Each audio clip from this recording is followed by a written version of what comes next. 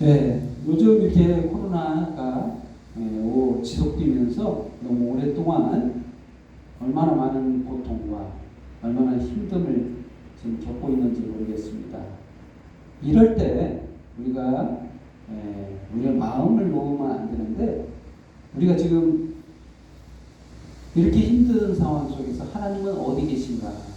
라는 의문. 하나님은 도대체 우리랑 함께 하시는 거 맞아? 이렇게 생각하기가 쉬운데, 맞습니다. 하나님은 함께 하십니다. 이렇게 오늘 말씀을 통해서 그걸 깨달을 수 있어요. 오늘 본문 말씀에서 비춰볼 때 하나님은 우리와 함께 하시는 겁니다. 말씀을 선포하기 전에 찬양 말씀했던 것처럼 390장 말씀처럼 하나님이 우리를 친히 거느리신다는 말을 많이 와닿았는데, 정말 하나님께서 우리를 거느리시고 계세요. 그런데 항상 좋을 때만 우리를 거느리시는 거 아니라는 거죠. 응? 좋을 때만 우리와 함께 하시는 게 아니에요. 괴로울 때도 함께 하시고, 기쁠 때도 다스리시고, 정말 풍파 중에도 하나님이 우리를 거느리시고 계시고, 우리가 평안할 때도 하나님 우리를 거느리시고 계시다. 괴로울 때 하나님이 떠나는 게 아니라는 거예요.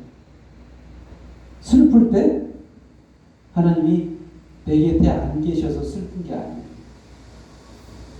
항상 우리를 다스리고 계시다.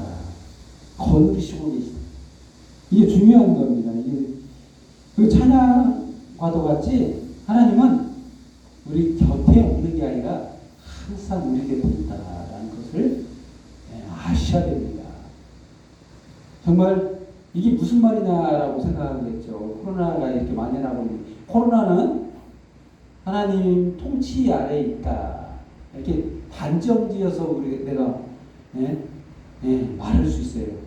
말씀의 근거에서.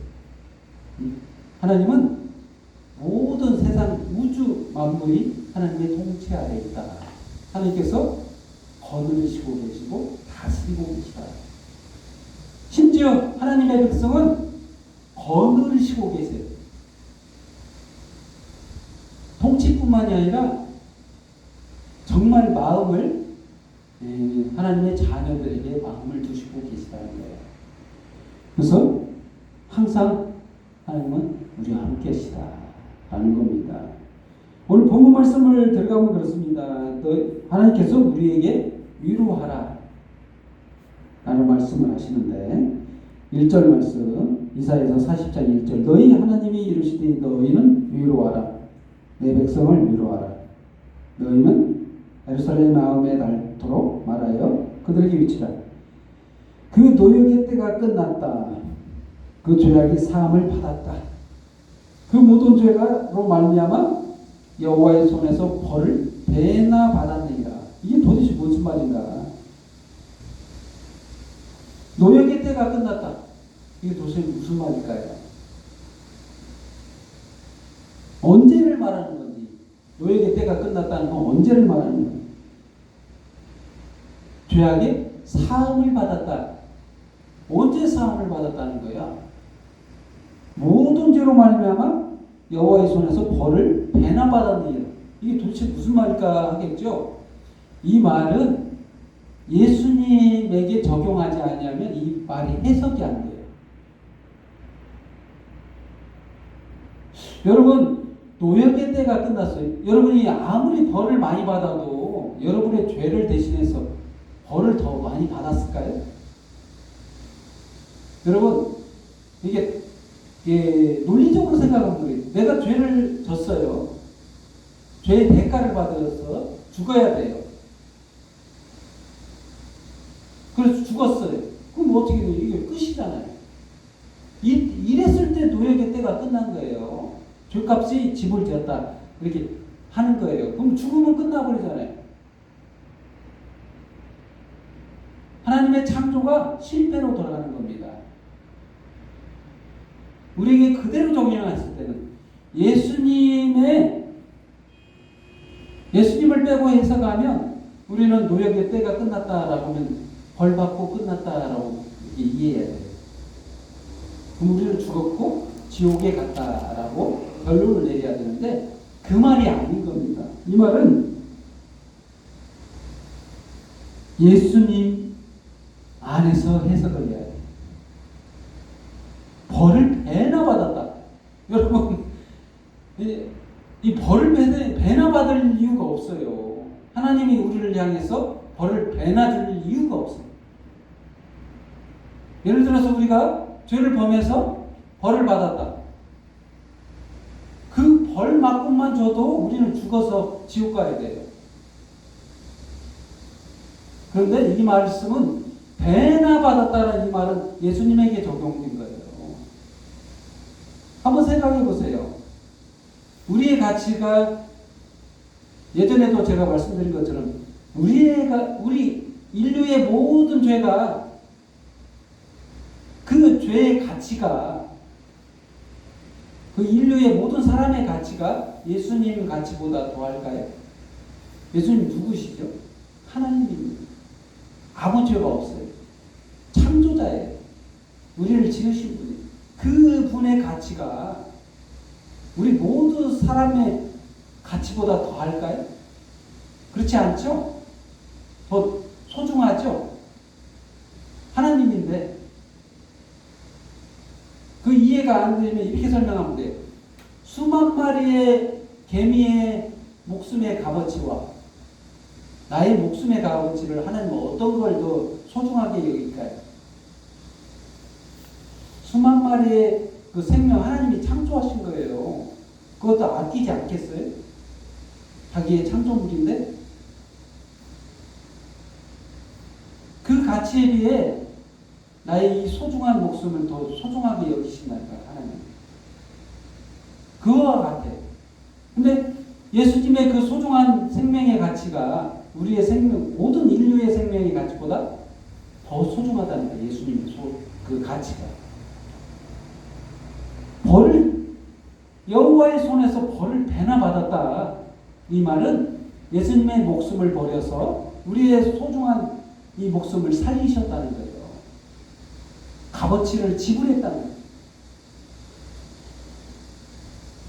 예수님의 십자가의 그 죽으심은 여호와의 손에서 벌을 배나 받은 거나 마찬가지라는 거예요.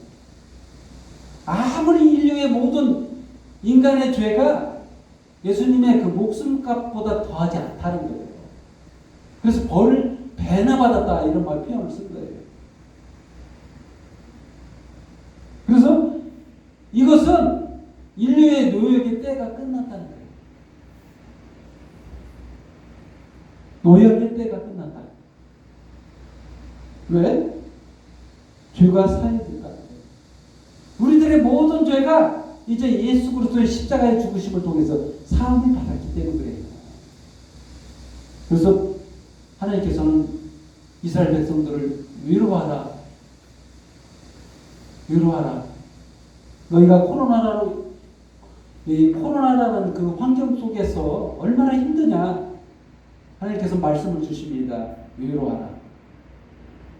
그러한 고통 가운데 있는 그 백성에게 위쳐라. 하나님의 위로가 너에게 있다는 거예요. 이제 노역의 때가 끝났다. 죄사함을 받았느니라. 심지어는 배나 받았다. 그래서 하나님께서는 위치능사의 손을 통해서 이 모든 고르지 않는 험악한 이 산악지역을 평탄케 하시겠다는 거예요. 그래서 첫 번째로 평탄케 되다.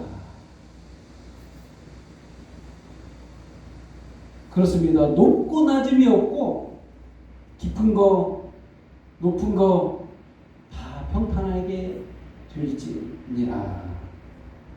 평탄하게 하십니다. 하나님. 무엇으로 평탄케 하시는가?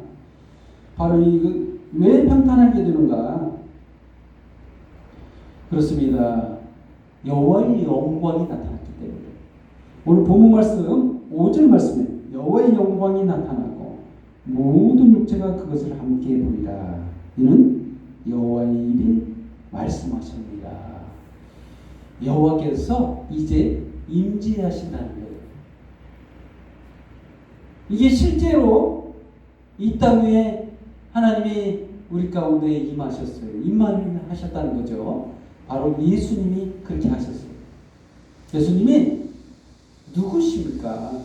바로 하나님의 본체이신 그분이 이 땅에 육체를 입고 이 땅에 나타나셨어요. 그게 바로 여호와의 영광이에요.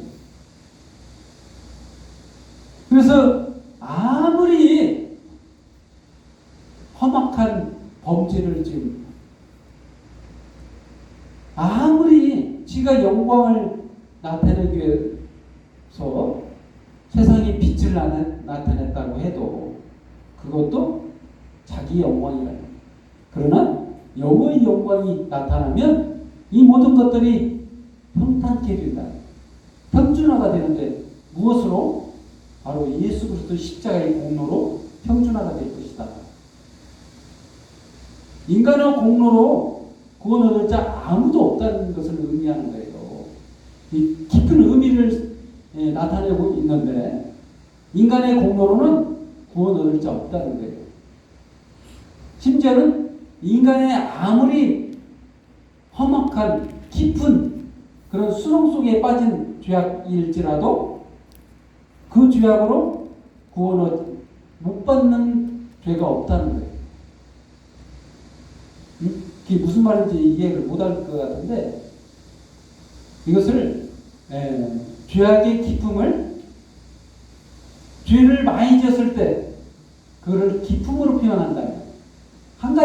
이걸 한 가지 예를 들어서 설명하는 거예요. 죄를 많이 지면 수렁 속에 빠졌다 이런 표현 많이 쓰죠.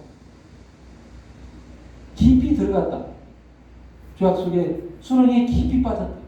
이런 표현들을 문학적인 표현 많이 있죠. 깊이 들어간 그 깊은 곳과 또한 그 사람이 착한 일을 많이 하면 사람들은 보통 높임을 받잖아요. 이걸 높음이라고 하잖아요. 이런 높음이 아무런 쓸데가 없다는 거예요. 그런 공로로는 구원을 얻을 자 아무도 없기 때문이에요.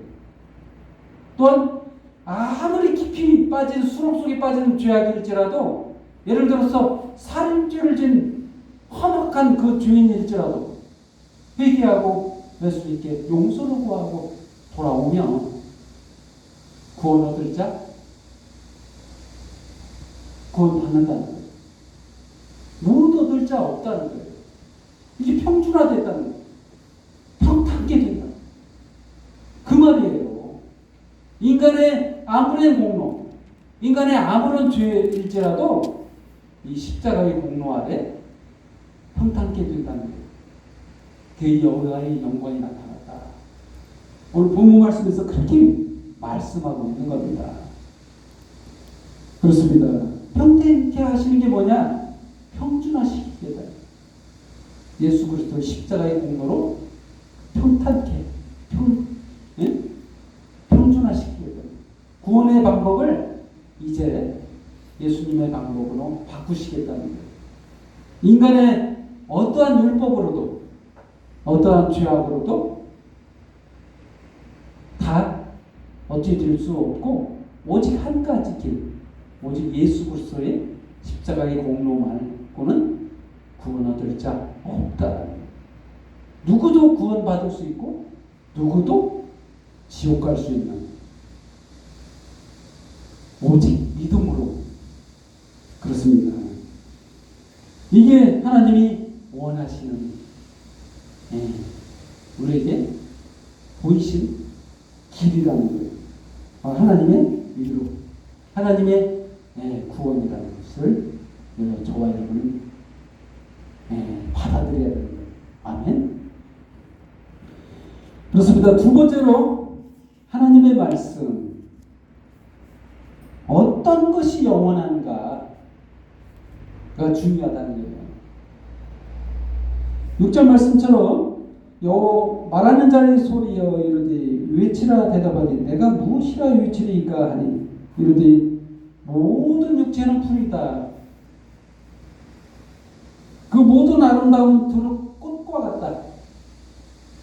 풀은 마르고 꽃이 시듬은 여호와의 기운이 그 위에 불미라. 이 백성이 실로 풀이로다. 이거 문학적인 표현이죠. 이걸 해석하자면 그렇습니다. 육체, 영원한 거 아니다. 오직 영원한 기운은 여호와에게서만 나온다는 거예요.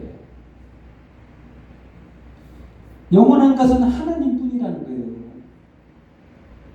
하나님에게서 나온 그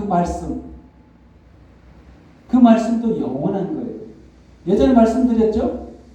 이런 말씀 했잖아요. 하나님께서 말씀 한마디 빛이 있으라 이런 예를 들어서 설명했죠. 이 빛이 있으라는 말 하나님이 말씀했다고 해서 이게 소리가 이 말씀이 소멸하는 게 아니라는 거예요. 영원하다는 거예요. 이 세상이 빛이 될 때까지 이 말씀이 빛이 되어질 때까지 일하신다는 거예요. 그 말씀을. 지금 완전히 빛이 되었습니까? 어둠도 같이 공존하고 있죠? 빛이 될 때까지 하나님이 이 말씀을 통해 역사한다.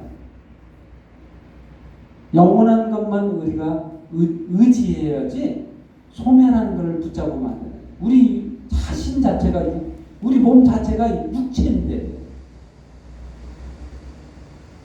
우리에게서 나오는 모든 것들은 영원하지 않아요. 오직 영원한 하나님의 말씀만 우리가 붙들어야 돼요. 그 말씀이 바로 말씀으로 오신 예수 그리스도를 우리는 기억해야 돼요.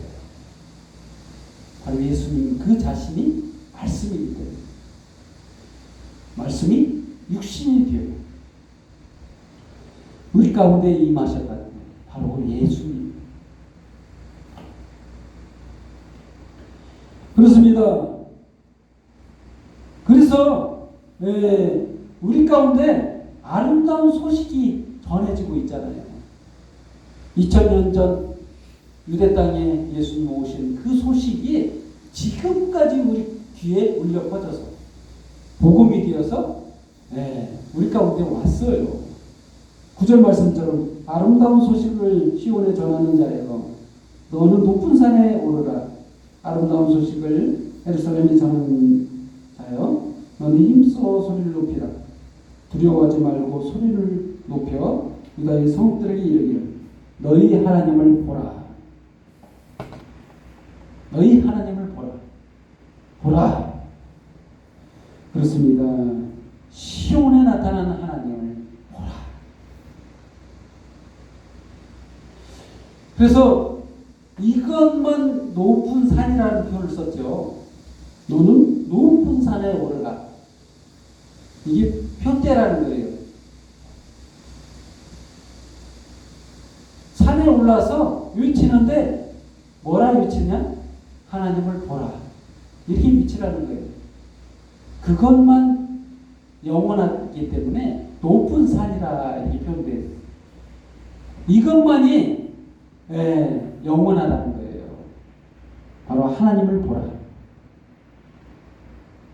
보라, 주 여호와께서 장차 강한 자로 임하실 것이요 친히 그 팔로 다스릴 것이라. 보라, 상급이 그에게 있고 부흥이 그 앞에 있으며. 이 무엇을 말하는 겁니까? 바로 예수 그리스도의 영원한 통치를 말씀하고 있는 거예요. 친히 하나님께서 친정하시겠다. 친히 다스리시겠다. 친히 거느리시겠다는 거예요. 이게 하나님의 큰 그림입니다. 저와 여러분을 두고 내버려 두시지 않겠다는 거예요. 우리가 지금 코로나 때문에 하나님 어디 계신 거예요? 저와 함께 하시는 거 맞아요. 이러지만 하나님은 계속해서 자신의 계획대로 자신이 이 땅에 이 세상을 창조하시고 인간을 두신 그 목적대로 지금 통치하고 계시다는 거예요. 이거를 의심하시지 말기 바랍니다. 아무리 힘들고 아무리 어려운 상황이라고 하나님이 안 계시다 이런 의심을 하시면 안 됩니다. 정말 하나님을 통치하고 계세요. 그래서 11절 말씀처럼 그 목자가 양떼를 다스리는 것처럼 목자가 푸른 풀밭에 누이시고 또 좋은 꼴을 먹이시고 그리고 어린 양은 품에 안으사 암컷들을 온순히 인도하시는 모습을 통해 자신의 통치를 문학적으로 표현하는 것을 보면 우리들이 지금 의심한 그런 상황이 아니라는 거예요. 하나님은 우리 곁에서 내버려 두시는 분이 아니라 실제로 우리 삶 가운데 우리를 다스리고 계시다는 거예요. 우리를 통치하시는 하나님을 만나는 저와 여러분이 되기를 정말 예수님의 이름으로 축원드립니다. 결론 내리겠습니다. 이 땅의 모든 통치는 왕들이 통치하는 거 아니에요. 또한 우리가 아는 사단이 통치하는 것도 아니에요. 오직 영원하신 하나님, 우리를 창조하신 하나님, 우리를 하나님의 자녀로 삼으신 그분께서 통치하시다. 그분의 통치 아래 없지 않는 존재는 없어요. 코로나도 통치한 수단이에요. 벗어나는 거 아니에요. 온 만물이 하나님의 통치 아래 있다. 어려울 때, 힘들 때 하나님이 안 계신 게 아니라 우리를 떠나신 게 아니라 우리와 함께 하시고 우리 가운데 예수 그리스도와 성령을 통해서 우리와 함께 하심을 믿는 저와 여러분들이 예수님의 이름으로 축원드립니다. 기도하겠습니다. 하나님 아버지 감사합니다. 저희들을 향하신 주님의 마음을 깨닫게 하시는 말씀을 주사 저희들에게 기쁨을 주심을 감사합니다. 오늘 이 시간 말씀을 통해 좀 확고한 주님의 생각과 주님의 마음을 깨닫고 주님 앞에 영광과 찬송과 경배를 드리고 주님으로 예배를 하옵소서. 이 시간 모든 영광을 주님 앞에 돌리며 예수님의 이름으로 기도합니다. 아멘.